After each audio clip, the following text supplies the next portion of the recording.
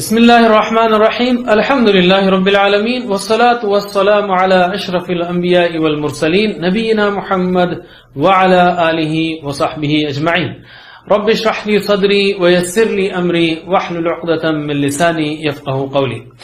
آؤ قرآن اور نماز سمجھیں آسان طریقے سے۔ اس کے 26ویں سبق کے لیے میں آپ کو خوش آمدید کہتا ہوں۔ اس میں ہم سورہ البقرہ کی کچھ آیات، آخری آیات سیکھیں گے اور گرامر میں مزید فی کے باب اسلمہ یا افعال کی اور اس نمونے پر آنے والے چند مزید افعال کی پریکٹس کریں گے اور ایک نقطہ فکر بھی لیں گے، اور انشاءاللہ اس سبق کے ختم پر ہم 176 الفاظ سیکھ چکے ہوں گے جو قرآن کریم میں تقریباً 46,000 بار آئے ہیں۔ سورہ بقرہ کی یہ آخری آیات ہم کو کئی اہم باتیں سکھاتی ہیں۔ ویسے قرآن کی صورتیں جب ختم ہوتی ہیں تو ان میں بہت اہم پیغامات ہوتے ہیں، تو دیکھیں گے ہم ان آیات میں کیا پیغام ہے۔ اعوذ باللہ من الشیطان الرجیم۔ للہ ما فی السماوات وما فی الارض، اللہ کے لیے ہے جو آسمانوں میں ہے اور جو زمین میں ہے۔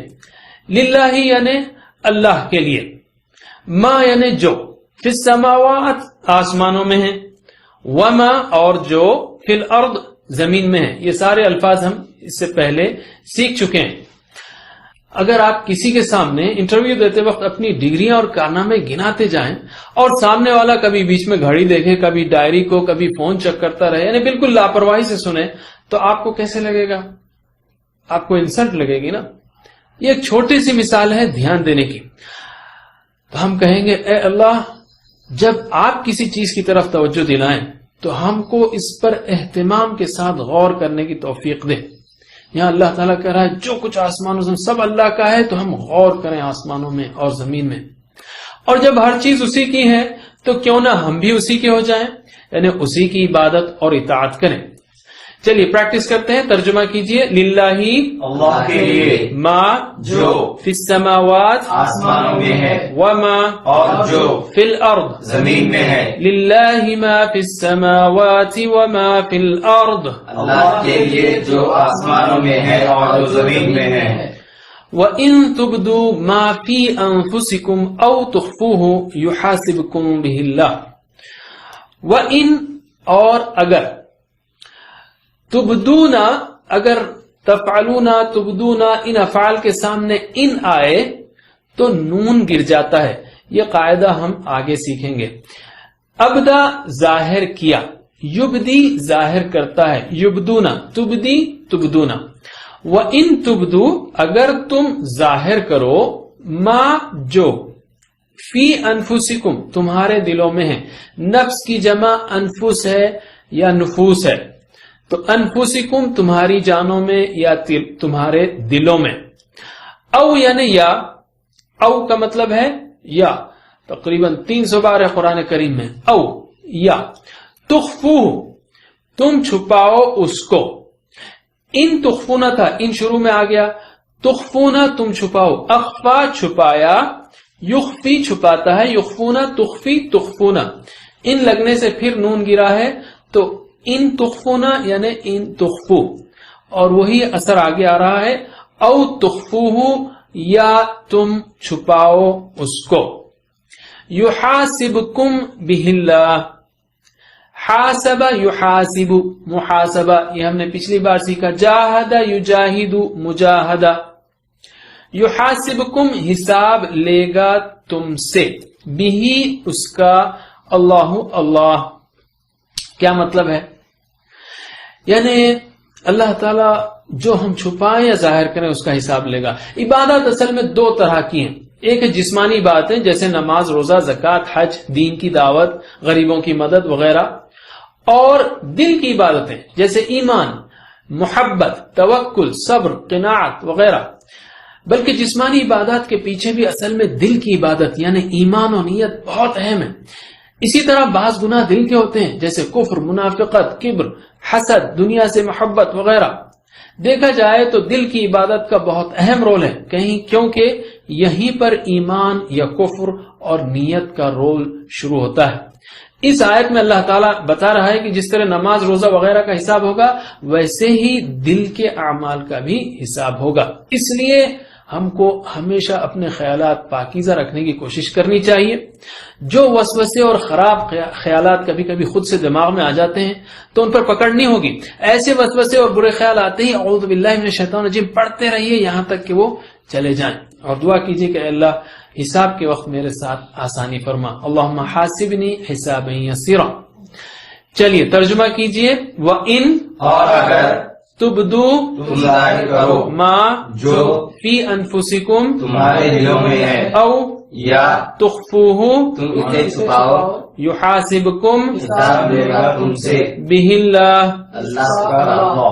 وَإِن تُبْدُوا مَا فِي أَنفُسِكُمْ أَوْ تُخْفُوهُ اور اگر تم ظاہر کرو جو تمہارے دلوں میں ہے یا تم اسے چھپاؤ، يُحَاسِبْكُمْ بِهِ اللَّهُ حساب لے گا اللہ اس کا. حساب لے گا تم سے اس کا اللہ. فَيَغْفِرُ لِمَن يَشَاءُ وَيُعَذِّبُ مَن يَشَاءُ. پھر بخش دے گا جس کو وہ چاہے اور وہ عذاب دے گا جس کو وہ چاہے. فَيَغْفِرُ آپ جانتے ہیں بخش دے گا، لی واسطے اس کے لیے اس کے من جو یا جس کو، یشاء یہ بھی سیکھا ہم نے، شاء یشاء وہ چاہے. وَيُعَذِّبُ عَذَّبَ يُعَذِّبُ عَذِّب یہ سبحہ کے وزن پر ہے، سبح یسبح، عذب یعذب، اور وہ عذاب دے گا من یشاء جس کو وہ چاہے. کیا مطلب ہے اس کا؟ یہ مطلب نہیں ہے کہ اللہ تعالیٰ کے ہاں بغیر حکمت کے بس یوں ہی کسی کو بخشش ہو کسی کو عذاب ملے گا، بلکہ مطلب یہ ہے کہ بخشش اور عذاب کے معاملے میں اللہ تعالیٰ کو کوئی روک نہیں سکتا. مثلا جس مجرم کو وہ عذاب دینا چاہے تو نہ وہ مجرم بھاگ سکتا ہے نہ کوئی اس کو بچا سکتا ہے. اسی طرح اگر اللہ تعالیٰ کسی بندے کو اس کی سچی توبہ پر بخش دینا چاہے تو کوئی اس کو روک نہیں سکتا. تو ترجمہ کیجئے، آسان الفاظ ہیں. فَيَغْفِرُ لِمَن يَشَاءُ پھر بخش دے گا جس کو چاہے، وَيُعَذِّبُ مَن يَشَاءُ اور وہ عذاب دے گا جس کو وہ چاہے. واللہ علی کل شیء قدیر اور اللہ ہر چیز پر قدرت رکھنے والا ہے. علی کل شیء، شیء کا مطلب ہے چیز، علی یعنی پر، کل شیء ہر چیز، علی کل شیء ہر چیز پر، قدیر قدرت رکھنے والا ہے. قدیر قدرت سے اردو کا ہی لفظ ہے، اردو میں استعمال ہوتا ہے. یعنی اگر کوئی طاقت اور قوت کے ملنے پر غلط کام یا ظلم کر رہا ہے تو اس کو اس غلط فہمی میں نہ رہنا چاہیے کہ وہ آزاد ہے. اللہ تعالیٰ اس پر پوری قدرت رکھتا ہے، صرف مہلت دے رہا ہے. جب وہ پکڑے گا تو پھر کوئی اس کو بچا نہیں سکے گا. تو ترجمہ کیجئے، واللہ اور اللہ علی کل شیء ہر چیز پر قدیر قدرت رکھنے والا ہے. یہاں سے اس کے بعد ہمارے پاس آخری 2 آیتیں سورہ بقرہ کی شروع ہوتی ہیں. اس میں سے ایک آیت ہم کریں گے. اس میں اللہ تعالیٰ نے اس میں ہم کو کئی اہم باتیں سکھائی ہیں اور ان کی بڑی فضیلت ہے. اللہ کے رسول صلی اللہ علیہ وسلم نے فرمایا کہ یہ آیتیں آخری مجھے عرش کے نیچے موجود خزانے سے دی گئی ہیں، اور یہ بھی فرمایا کہ جس نے رات کو یہ 2 آیتیں پڑھ لی تو اس کے لیے کافی ہے. تو شروع کرتے ہیں. اعوذ باللہ من الشیطان الرجیم. آمن الرسول بما انزل الیہ من ربہ والمؤمنون، یعنی مان لیا رسول نے اس پر جو اتارا گیا اس کی طرف، اس کے رب کی طرف سے، اور مومنوں نے. سارے الفاظ آپ کو معلوم ہیں. آمن الرسول مان لیا رسول نے، ایمان لایا رسول نے، بما اس پر جو، انزلا اتارا گیا، انزلا اتارا، ینزلو اتارتا ہے، مزید فی ہے یہ بھی. انزلا اتارا گیا، ینزلو اتارا جاتا ہے. یہاں پر انزلا یعنی اتارا گیا، الیہ اس کی طرف یعنی اس رسول کی طرف، من ربہ اس کے رب کی طرف سے، والمؤمنون اور مومنوں نے یعنی مومنوں نے بھی یعنی وہ بھی ایمان لے آئے. پہلے رسول کے ایمان کا ذکر ہے اور بعد میں مومنوں کا، اس لیے کہ اللہ کے رسول صلی اللہ علیہ وسلم کا ایمان بہت اونچا ہے. آپ نے تو جبریل علیہ السلام کو جنت کو دوزخ کو دیکھا، معراج میں اللہ سے بات کی. اور اسی آیت میں صحابہ کرام کا ایمان کا بھی ذکر ہے. یہ ان کے بلند اور پختہ ایمان کی دلیل ہے اور ان کا اکرام، اعزاز و اکرام بھی اللہ تعالی کی طرف سے. ہم کہیں گے اے اللہ ہم کو بھی اپنا ایمان مضبوط کرنے کے لیے قرآن و حدیث و سیرت پڑھنے کی توفیق دے اور نیک لوگوں کے ساتھ رہنے کی توفیق دے.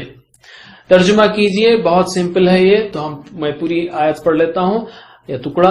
آمن الرسول بما انزل الیہ من ربہ والمؤمنون، مان لیا رسول نے پر جو اتارا اس کی طرف، اس کے رب کی طرف سے، اور مومنوں نے اس پر جو اتارا گیا اس کی طرف، اس کے رب کی طرف سے، اور مومنوں نے بھی مان لیا. کل آمن باللہ وملائکتہ وکتبہ ورسلہ، یہ بھی الفاظ بالکل سادے ہیں. ہر ایک ایمان لایا اللہ پر اور اس کے فرشتوں پر اور اس کی کتابوں پر اور اس کے رسولوں پر. کل ہر ایک، کل شیء اس سے پہلے ہی گیا ہے. آمن ایمان لایا، باللہ اللہ پر، وملائکتہ ملک کی جمع ملائکہ، ملائکتی ہی اس کے فرشتے، وکتبہ کتاب کی جمع کتب، وکتبہ اور اس کی کتابوں پر، رسول کی جمع رسول، ورسولہ اور اس کے رسولوں پر. اللہ پر ایمان کیا مطلب ہے؟ یعنی اس کی ذات، صفات، حقوق اور اختیارات میں کوئی شرک نہ ہو اور اسی سے سب سے زیادہ محبت ہو اور اسی کی اطاعت ہو. فرشتوں پر ایمان، یعنی فرشتے اللہ تعالیٰ کی باتیں رسولوں تک پہنچاتے ہیں، مومنین کے لیے دعائیں کرتے ہیں، ذکر کی اور قرآن کی محفلوں کو گھیرے میں لیتے ہیں. آسمان ان سے بھرا ہوا ہے، مختلف فرشتے مختلف کاموں پر لگے ہوئے ہیں، اور ہم میں سے ہر ایک کے ساتھ 2 فرشتے رہتے ہیں. ان کے وجود کا احساس اور اس پر یقین ہمیں ایک خاص اطمینان دیتا ہے اور نیکی کرنے میں اور برائی سے بچنے میں مدد ملتی ہے. کتابوں پر ایمان، یعنی اللہ تعالیٰ نے ہماری ہدایت کے لیے مختلف زبانوں میں کتابیں نازل کی ہیں، جیسے تورات، انجیل اور قرآن وغیرہ. رسولوں پر ایمان، یعنی آدم علیہ السلام پہلے انسان تھے اور پہلے نبی تھے، پھر جیسے جیسے لوگ پھیلتے گئے اللہ نے ان کی ہدایت کے لیے ہر حصے اور زمانے میں رسولوں کو بھیجا، اور آخری رسول محمد صلی اللہ علیہ وسلم تھے. تو ہم کہیں گے کہ اور آخری رسول محمد صلی اللہ علیہ وسلم ہے. ہم کہیں گے اے اللہ فرشتوں پر، کتابوں پر، رسولوں کے بارے میں علم حاصل کرنے کی اور ان کے بارے میں ایمان پختہ کرنے کی ہمیں توفیق دے. ترجمہ کیجئے، کل آمن باللہ وملائکتہ، ہر ایک ایمان لایا اللہ پر اور اس کے فرشتوں پر، وکتبہ ورسلہ اور اس کی کتابوں پر اور اس کے رسولوں پر. لا نفرق بین احد من رسلہ، نہیں ہم فرق کرتے درمیان کسی ایک کے اس کے رسولوں میں سے. کیا مطلب؟ لا نفرق، پہلے الفاظ لیتے ہیں، فرق یفرق، فرق تفریق، یہ وہی اسی وزن پر ہے جس پر ہم نے سبح سیکھا. سبح یسبح تسبیح، فرق یفرق تفریق، فرق یفرق نفرق، ہم فرق کرتے ہیں. لا نفرق، ہم نہیں فرق کرتے. بین احد، بین یعنی درمیان، احد یعنی کوئی ایک، بین احد کسی ایک کے درمیان، من رسولہ اس کے رسولوں میں سے. یعنی جب اللہ نے سبھی نبیوں اور رسولوں کو بھیجا ہے تو ہم سب پر ایمان لاتے ہیں. ایسا نہیں ہونا چاہیے جیسے یہودی ہیں جو موسیٰ علیہ السلام کو مانتے ہیں، عیسیٰ علیہ السلام کو نہیں مانتے، اور محمد صلی اللہ علیہ وسلم کو نہیں مانتے. نہ عیسائی جو عیسیٰ علیہ السلام کو مانتے ہیں مگر محمد صلی اللہ علیہ وسلم کو نہیں مانتے. تو ترجمہ کیجئے، لا نفرق، نہیں ہم فرق کرتے بین احد درمیان کسی ایک کے من رسلہ اس کے رسولوں میں سے. لا نفرق بین احد من رسلہ، نہیں ہم فرق کرتے درمیان کسی ایک کے اور اس کے رسولوں میں سے. وقالوا سمعنا واطعنا غفرانك ربنا وإليك المصير. یہ بھی الفاظ سیدھے سادے ہیں. وقالو اور انہوں نے کہا، وقالو انہوں نے کہا، سمعنا ہم نے سنا، سمعنا ہم نے سنا، سمع سے سمعنا، واطعنا، اطعنا جو ہے اطاع سے ہے، مزید فی ہے یہ بھی، اطاع یطیع، اطاع، تو اطاع اطاعو اطعنا ہم نے اطاعت کی. غفرانک، غفران بخشش کا، تیری، غفرانک تیری بخشش چاہیے، مطلب ربنا اے ہمارے رب، وَإِلَيْكَ اور تیری طرف، المصیر لوٹ کر جانا ہے، المصیر لوٹ کر جانا ہے. یہاں پر سمعنا و اطعنا یعنی دلچسپی اور خوشی سے سننا مراد ہے، یعنی سن کر ہم عمل بھی کریں گے اور وہ اکڑتے نہیں. سمعنا و اطعنا غفرانک بخشش کی دعا کرتے ہیں کہ اللہ ہماری مغفرت کر دے، اور محمد صلی اللہ علیہ وسلم دن میں 70 سے زیادہ مرتبہ استغفار کیا کرتے تھے. تو اگر ہم بھی کسی دن مصروف ہوں تو کم از کم چھوٹی دعائی سے استغفر اللہ استغفر اللہ استغفر اللہ پڑھ سکتے ہیں. 1 منٹ میں 70 بار اس کو پڑھا جا سکتا ہے.